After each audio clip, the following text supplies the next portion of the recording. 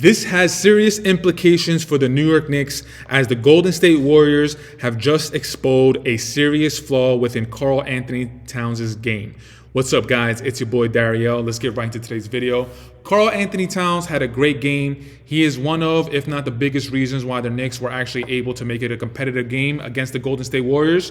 But what I want to focus on is what I've been saying about KAT for the longest. The biggest flaw in KAT's game is on the defensive end. And where he has a lot of trouble is specifically in the pick and roll. And in tonight's game against the Golden State Warriors, Steph Curry and Draymond Green specifically, they absolutely ran the pick and roll to death when Karl Anthony Towns was being hunted. And I know that we're not going to see Stephen Curry in the playoffs every single time. I know that we're not going to see the Golden State Warriors every single game for the remainder of the season. But who's one of the teams that it's in the Eastern Conference that primarily use the three-point shot as a weapon? Oh yeah, that's the Boston Celtics. Obviously, we got to get through the first couple of rounds in order to see the Boston Celtics in the Eastern Conference Finals, if that happens. But seeing KAT and the way that he played tonight, specifically against the pick and roll defense, it absolutely disappointed me. It was in a pivotal point of the game where the Knicks were trying to make a comeback, and then Steph Curry just had KAT in the pick and roll. KAT, instead of being all up in Steph Curry, he decides to lean back a little bit, give a little bit of airspace to Steph Curry, who is the greatest shooter of all time. And this is one of the flaws that I see in KAT's game defensively. Offense is something different, but the Boston Celtics, they're going to run KAT in the pick and roll to death. The Cleveland Cavaliers, they have players on the roster to do that. Donovan Mitchell, Darius Garland, DeAndre Hunter, Javonte Green. I mean, if you even want to throw Dean Wade, Sam Merrill, Ty Jerome, if you even want to throw them in the mix, Cleveland Cavaliers have those type of players to run the pick and roll and put KAT in a really bad position. And if we're going to be seeing that, if we're going to be seeing this type of effort from KAT on a defensive pick and roll specifically, then I don't know exactly what to make of it. He did have a good game, leading us with 29 points, 12 of 21 from the field, 3 of 5 from three-point line, converting both of his free throws, grabbing 12 rebounds, 3 assists, and having 1 block in the 30 minutes that he played. Behind Karl Anthony Towns, we had OG Anunoby with 23 points, 7 of 15 from the floor, 2 of 3 from three-point line, converting 7 of his 9 free throws, grabbing 9 rebounds, 2 assists, 3 steals, 1 block in the 38 minutes that he played. The rest of the starting five, Mikal Bridges and Deuce McBride, they finished with the same amount of points, 19 points. Deuce McBride finished 8 of 17 from the field, 3 of 6 from three-point line. He finished with 5 rebounds, 4 assists, and 1 block. Mikal Bridges finished with 19 points, 8 of 14 from the floor, 1 of 3 from three-point line, converting both of his free throws, grabbing 6 rebounds with 3 assists in the 38 minutes that he played. And Josh Hart, it wasn't really looking good for Josh Hart. And there's a number of different things that I can bring up within this game. Speaking of Josh Hart, I guarantee, I'll put my money on it, that first take on Monday morning, they're going to make it a segment where Josh Hart and Coach Tibs, they were going at each other, and you can see Coach Tibs throwing some F-bombs. But Richard Jefferson, during the telecast, he said that that's actually a positive sign, that both of them were frustrated, and that's the competitive nature coming out of them. It's honestly, I don't really think it's anything. They were at that time, I believe that they were on the comeback, and things just weren't working. And in the timeout, it just got a little heated, and that's fine. If anything, I think it's more of a positive sign. You get to see that your coach and one of your leaders on your team, one of the players, they actually really care and they actually want to get the win. But I guarantee on Monday, on First Take, that they're going to make it a segment. Deuce McBride, like I keep saying, he was another player that I was going to keep my eye on with Jalen Brunson's absence. Tonight's game, 8 of 17 from the floor, 3 of 6 from three-point line. There were a couple moments where you could see that Deuce was really, he was kind of the focal point of the offense, which I love to see. If anything, I wish that he was a little bit more aggressive. Mikal Bridges, 19 points, 8 of 14 from the floor, coming off that buzzer beater game winner against the Portland Trailblazers. I do like the effort that the Knicks put out tonight. Obviously, I would have liked to see a win. But the Golden State Warriors, they've just been steamrolling through the league ever since the Jimmy Butler trade. I think prior to the game, they were 13-1 when Jimmy Butler played, and now they just beat the Knicks. So I believe that record is 14-1. So they're just steamrolling through the league. They're really building that confidence. I think this was a win that we could have had. But I know I started the video dogpiling on KAT, specifically with his defensive prowess and specifically in the pick and roll. I'm just thinking of ahead, man. I mean, we're in the 3rd seed right now. It's looking like it's going to be an inevitable matchup between the Detroit Pistons at the 6th seed. And I do think we'll be able to get past Detroit. I think it's going to be a bit of a dogfight. It might be a little bit more surprising than people expect. But going up against Cleveland or Boston in the 2nd round, that is something that everybody knows about KAT at this point in the season, at this juncture in the season. You put KAT in the pick and roll, he's going to have trouble.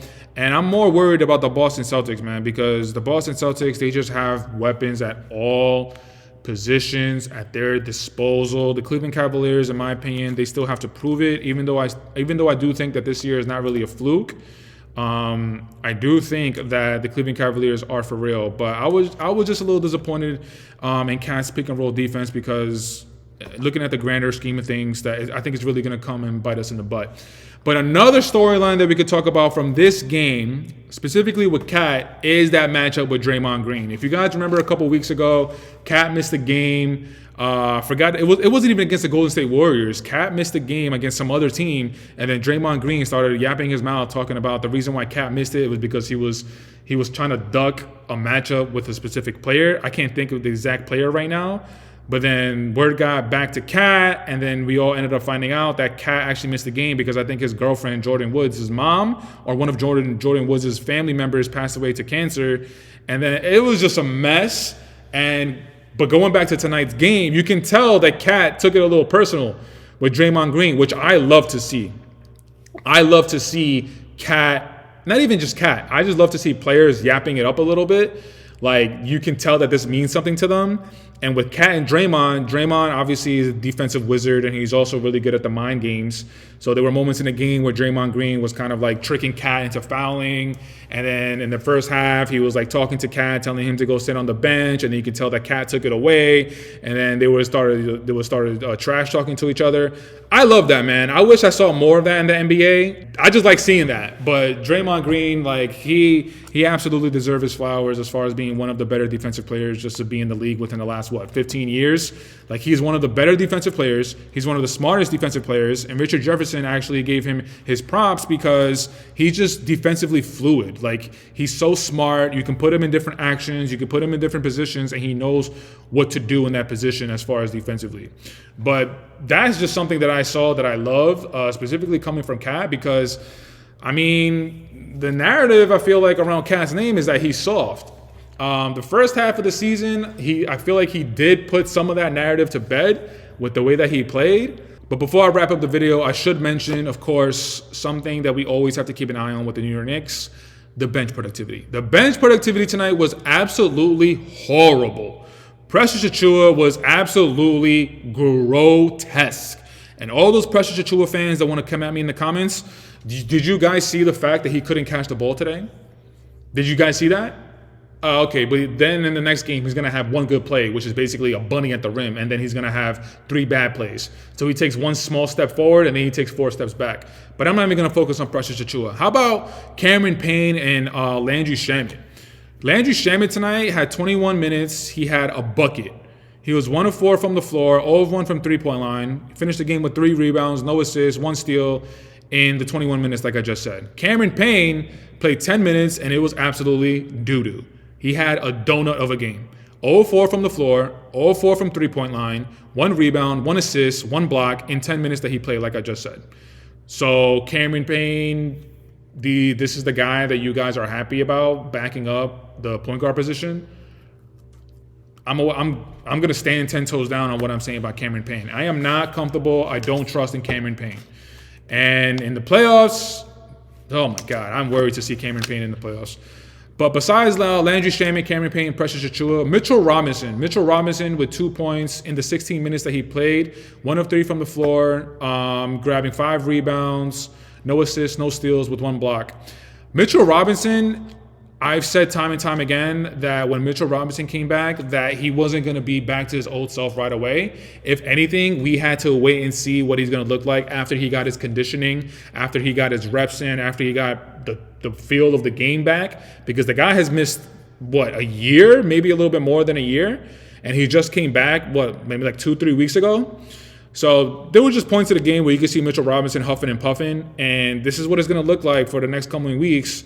And hopefully by the time playoffs come around, he's going to be back to his usual self, because we are going to need him, especially going up against the big boys of the Cleveland Cavaliers, against the Boston Celtics. But all in all, guys, it was a good effort against the Golden State Warriors tonight. Obviously, I would have liked to see us get that W.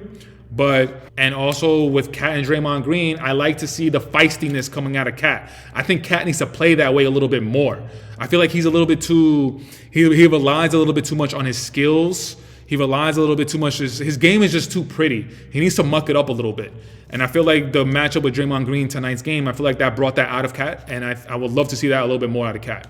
But that's it for today's video, guys. I want to say thank you so much for checking it out. Leave it in the comments. Let me know what you guys thought about the Knicks' effort tonight against the Golden State Warriors. Let me know what you guys thought about KAT's effort, his offensive game. Did you guys see the same thing that I saw with his pick-and-roll defense? Did you guys see him and Draymond Green chirping at each other? Do you like it? Do you not? Leave it in the comments. But until next time, you know the drill. You know the vibes. New York all day. Queens get the money. Queens get the money long time, no cash. And I'm going to keep it short tonight.